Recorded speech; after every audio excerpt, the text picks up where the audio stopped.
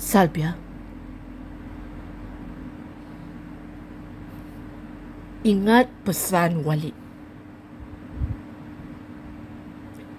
Air special yang Walid ada ajar pada kamu tu. Jangan lupa ramuan-ramuannya. Jangan lupa. Itulah cara untuk menundukkan suami kamu.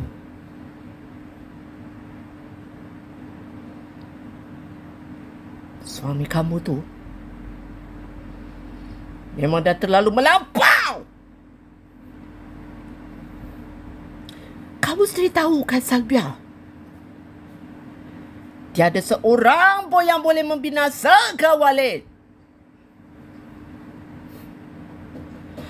Allahu Akbar! Allahu Akbar!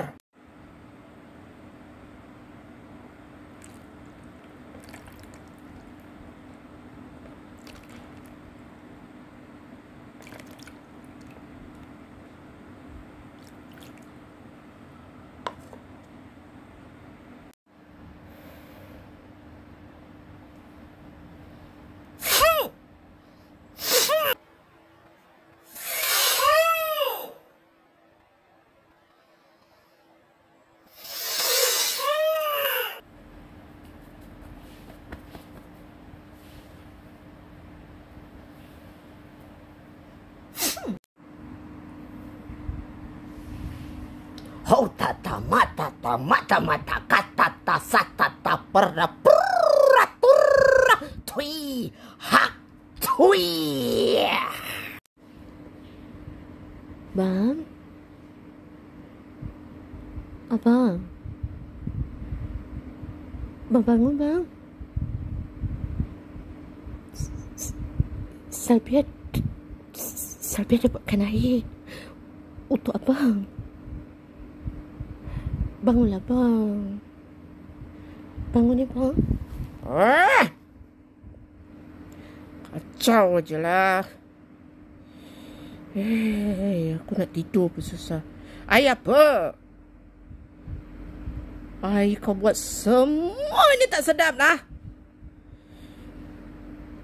Tak ada, bang. Yang ni lain, bang, air dia. Air ni special sangat-sangat untuk abang. Salbia yakin. Salbia yakin sangat-sangat, bang. Kalau abang minum ni, confirm abang suka, bang. Abang bangunlah, bang. Bangun ya, bang, ya. Please. Abang.